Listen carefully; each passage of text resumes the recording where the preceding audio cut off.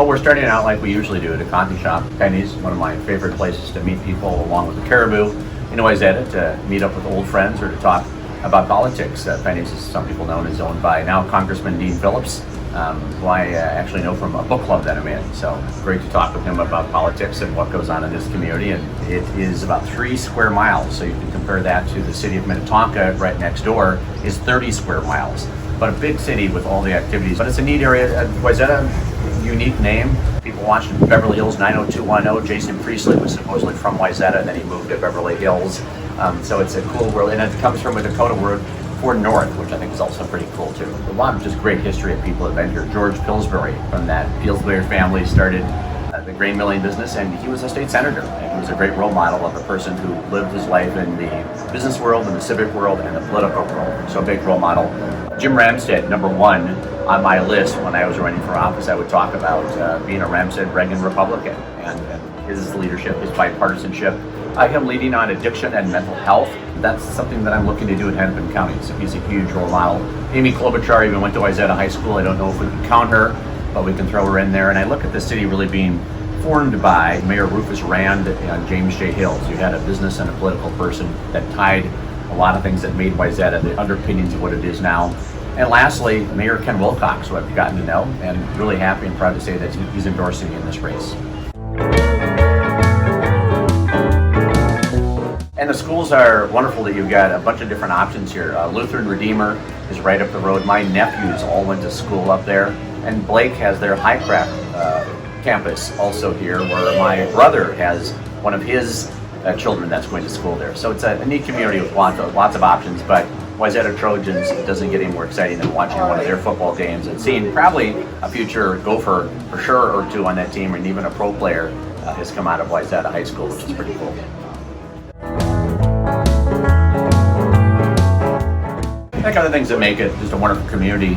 I start with a church, and we've spent some time going to Wayzata Community Church, and what they've done up there is really just amazing. And from kind of a social services standpoint, that ties into the faith circle, interfaith outreach. And Hennepin County actually partners with them. I was at a Load the Food Truck, or Load the Semi it was. It was an amazing event with all these groups that came together, but they led it, they did it at the high school. That really handles a lot of the food needs and social service needs in the sort of greater Lake Minnetonka section that goes from here all the way up the mountain. So an important part of the community. I think of the parks here, Shaver Park, Wayzata Beach. I think of the Bells Courts, going up there and playing tennis and how neat that is. And the Big Woods, one of the last hardwood forests that still exists in the metro area, is just right across the street, which is really pretty amazing to have amenities like this in this area.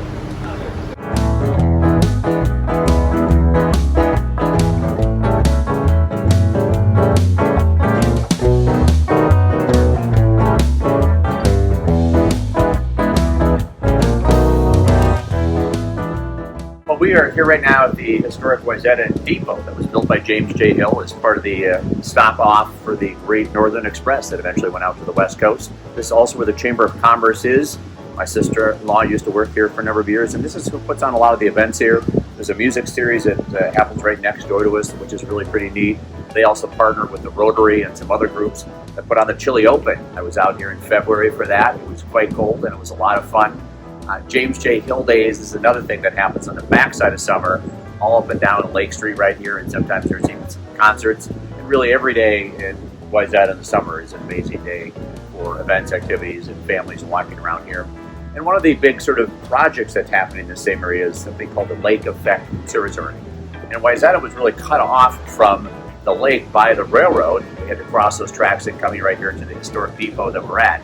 So the goal is to raise some private funds, get some public funds to build a lake walk so you can have a lot more public access. I think that's something that the people of Wayzata, this community, should feel really proud about.